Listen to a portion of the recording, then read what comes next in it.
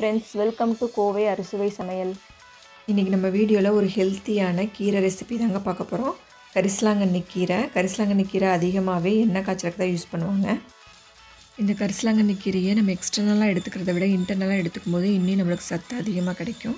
இந்த கரிசலாங்கண்ணி கீரையை நீங்கள் இன்டேக்காக உள்ளே எடுத்துக்கிட்டிங்கன்னா நம்ம தலைமுடி நல்லா கருமையாக வளரும், வயிற்று புண்ணுக்கெலாம் ரொம்ப நல்லதுங்க. வாங்க இந்த ஹெல்த்தியான கரிசலாங்கண்ணி கீரை கூட்டு இல்லை கடையை எப்படி செய்யுதுன்னு பார்க்கலாம். ஒரு டம்ளர் பச்சை பயிரில் கொஞ்சம் தண்ணி ஊற்றிக்கோங்க. இதில் ஒரு பச்சை மிளகா ஆட் பண்ணிக்கோங்க. கரிசலாங்கண்ணி கீரையை நல்லா கழுவி எல்லாம் சேர்த்து வச்சுருக்கேங்க. இதில் ஆட் பண்ணிக்கலாம். கீரையை ஆட் பண்ணிவிட்டு இதில் கொஞ்சம் தண்ணி சேர்த்துக்கோங்க. இப்போ குக்கரை மூடி வச்சுருங்க. இது ஒரு 4 விசில் விட்டு எடுத்துடலாம். அடுப்பில் ஒரு பேன் வச்சுக்கோங்க. பேன் ஹீட் ஆனோடனே 3 டேபிள் ஸ்பூன் எண்ணெய் ஊற்றிக்கலாம். எண்ணெய் நல்லா காஞ்சது 1 டீஸ்பூன் கடுகு போட்டுக்கோங்க. 1 டீஸ்பூன் சீரகம் ஆட் பண்ணிக்கோங்க. இது நல்லா பொரிஞ்சது கொஞ்சம் சின்ன வெங்காயம் ஆட் பண்ணிக்கலாம். லைட்டாக ஃப்ரை பண்ணிக்கோங்க. 2 வரமிளகாய் ஆட் பண்ணிக்கலாம். இப்போ இதை நல்லா வதக்கிக்கோங்க. இது கூட கொஞ்சம் பூண்டு தட்டி எடுத்து வச்சுருக்கேன், அதை ஆட் பண்ணிக்கலாம். பூண்டு வதங்கினதுக்கப்புறம் 2 சின்ன தக்காளி ஆட் பண்ணிக்கலாம். தேவையான அளவு கல்லுப்பு சேர்த்துக்கோங்க. 1/2 டீஸ்பூன் மஞ்சள்தூள் ஆட் பண்ணிக்கோங்க. இதெல்லாம் சேர்த்துட்டு நல்லா வதக்கி விடுங்க. 1/4 டேபிள் ஸ்பூன் மல்லித்தூள் ஆட் பண்ணிக்கோங்க. 1 டேபிள் ஸ்பூன் சாம்பார் தூள் ஆட் பண்ணிக்கோங்க.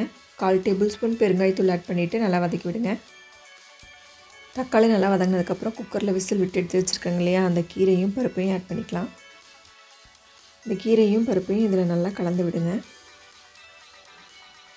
இப்போ இதை மூடி போட்டு மூடி வைங்க. ஒரு 10 நிமிஷம் நல்லா கொதி வந்ததுக்கப்புறமா பார்க்கலாம்.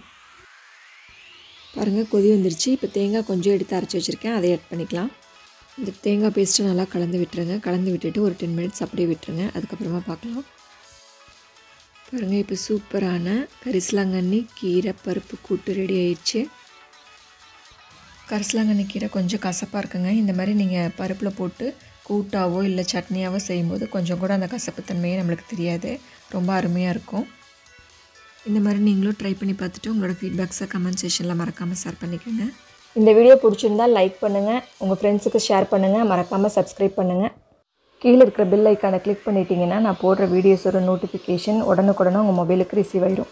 சமைப்போம், சுவைப்போம், உணவையே மருந்தாக்கி ஆரோக்கியத்துடன் வாழ முயற்சிப்போம்.